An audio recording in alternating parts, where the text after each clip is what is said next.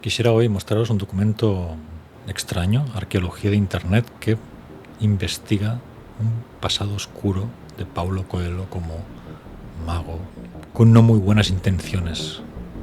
Atención, Paulo Coelho, mago negro.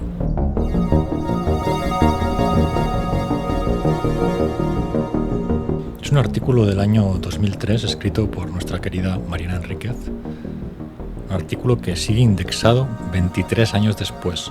Un artículo que se titula Maluco Beleza y que trata sobre Raúl Seixas, un famoso guitarrista brasileño, del rock brasileño, que tocó en un grupo llamado Las Panteras y que tuvo una relación muy particular con Paulo Coelho. Muchas veces me he preguntado cómo es posible que este hombre sea el escritor más famoso del mundo, más rico, más poderoso casi, uno de los más poderosos. Pues en este artículo hay hipótesis. Entonces es un artículo que habla de Las Panteras, de este grupo de música, y hay un momento en el que se habla de la relación de este guitarrista, que sería una especie de Syd Barrett, alguien de mucho talento que cayó en desgracia. Pues se habla de la relación que tuvo este hombre con Paulo Coelho. La vida de Raúl Seixas cambió radicalmente cuando conoció al amigo que lo marcó hasta el fin de sus días, dice el artículo, Paulo Coelho. En 1972, el escritor más famoso de Brasil dirigía una revista de esoterismo y fenómenos paranormales llamada A Pomba. A Raúl le interesó mucho un artículo sobre ovnis firmado por Paulo, que al parecer investigó esos temas, y contactó con él.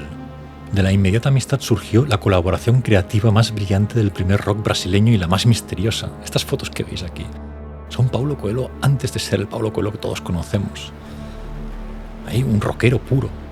Alrededor de ellos se teje una trama de mitos y leyendas inquietante que ambos se ocuparon de fomentar. Vestidos de negro, barbudos, de anteojos oscuros, parecían querer revivir en Brasil esa conjunción de rock y esoterismo que perfeccionaron Led Zeppelin y The Doors y Rolling Stones. Y como sus ídolos, tomaron como guía al ocultista referente de los 60, Aleister Crowley, que hemos visto en este canal en profundidad, al menos su libro Magic sin lágrimas, y hemos ido comentándolo. El sistema mágico de Crowley es un sistema mágico, ya hemos visto, que no puede más que ser muy seductor para quien se introduce en magia. Hay una especie de ruptura en Crowley, una especie de asignación de Crowley a alguien como muy telúrico. Es muy interesante leerle, es un autor muy extraño. Desde un punto de vista literario creo que tiene mucho valor, también desde el punto de vista de Magic, pero es un tipo extraño. A veces parece loco. Aquí comienza el itinerario tan difícil de comprobar. Se dice que el entrenamiento mágico formal de Paulo Coelho comenzó en el año 73. Empezó a estudiar mágica cuando le escribió a un tal Marcelo Motta, un tipo muy siniestro que dirigía la Ordo Templis Orientis en Brasil, una filial de Brasil. Contactó con él y se empezó a formar con el nombre mágico de Stars y después, avanzada su iniciación, el nombre de Luz Eterna 313 o Frater Lucifer. Frater Lucifer. Motta y Coelho iniciaron en el culto de Crowley al tal Raúl Seixas, al guitarrista este pobre hombre. Sin embargo, este hombre nunca fue miembro formal de la Ordo Templis Orientis. Así que aquí se empieza a tejer una especie de situación en la que hay unos estudiantes que van en serio, estudian magia, y tienen unos grupos de música, y Coelho es el estudiante predilecto, y que se llama Frater Lucifer. Ojo, el que escribió El alquimista, Frater Lucifer. Aunque sus tejemanejes en torno a la magia no están muy claros, no es muy fácil saberlo, dado que toda la documentación de este periodo está en manos de la sociedad de Novo Aeon, que es una misteriosa sociedad secreta, nos cuenta aquí Mariana Enríquez, autora de este artículo. El caso es que en el 73 Raúl Seixas lanza su primer disco en solitario para Philips, que se titula Krik Ha Bandolo, el grito de guerra de Tarzán. Es en este disco donde aparecen las primeras letras de Paulo Coelho, con evidente influencia de Crowley. Se habla del nuevo eón, de la era de Acuario, son canciones como muy esotéricas, por decirlo así. El caso es que en la presentación del disco en Sao Paulo, Raúl Seixas y Paulo Coelho lanzaron el proyecto que acompañaría a la música, una cosa llamada la Sociedad de Alternativa. Aún hoy no está muy claro de qué trataba esta Sociedad de Alternativa.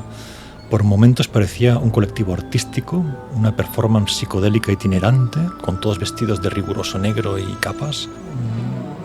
Presentaron el disco y fundaron una sociedad. Y la idea no era fundar una especie de comunidad, sino algo mucho más anárquico, una revolución interior y personal. Tenían un discurso muy particular. El proyecto contemplaba la creación de la Cidade de Estrelas en el estado nordestino de Minas Gerais, una zona de Brasil, donde también se construiría una ciudad para presos, porque entre los objetivos de esta gente estaba destruir el sistema penitenciario precisamente. Así que tenían un manifiesto que repartían por ahí y que causó bastante revuelo. Todas las copias, de hecho, fueron capturados un día por la Policía Federal en una redada, que es clave en este asunto. Os dejo aquí el decálogo de estos folletos, lo que contenían estos folletos, un manifiesto realmente curioso. El espacio es libre, todos tienen derecho a ocupar el espacio. Es un folleto de corte anarquista. Pero el caso es que este folleto causó el fin de esta sociedad entre ellos dos. En el año 74, la policía del gobierno militar del general Ernesto Geisel requisó los departamentos de Raúl Seixas y Paulo Coelho, buscando documentos sobre esa sociedad subversiva que habían creado. Seixas fue secuestrado y torturado durante 3 días para que diera los nombres de otros integrantes del grupo y no habló. Finalmente, Seixas y Coelho fueron deportados a Estados Unidos. Imaginaos qué pasado tiene este hombre. En sociedades mágicas, creación de sociedades alternativas, folletos anarquistas, persecución policial. El caso es que hay una noche negra. ¿Por qué rompieron lanzas Paulo Coelho y Raúl Seixas? Vamos al centro, al núcleo del asunto mágico oscuro. Hay un momento en que Raúl Seixas y Paulo Coelho rompen y a partir de entonces Raúl Seixas entra en decadencia. Las versiones son infinitas, aunque ninguna concluyente. En su estilo típicamente misterioso, Coelho sostiene que 48 horas antes de que la policía irrumpiera en su departamento, la noche del 25 de mayo del 74, por esos folletos, él y Raúl invocaron fuerzas maléficas, pidiéndole éxito a potestades ocultas. Dice Coelho en el 92 en una entrevista: Raúl nunca fue el mismo, comenzó su decadencia musical y fue el fin de nuestra amistad. Nos mezclamos con formas de lo oculto muy peligrosas, dijo Coelho en la entrevista. Y un día ellas, esas formas de lo oculto, decidieron manifestarse. Se lo confesó en el 92 el autor.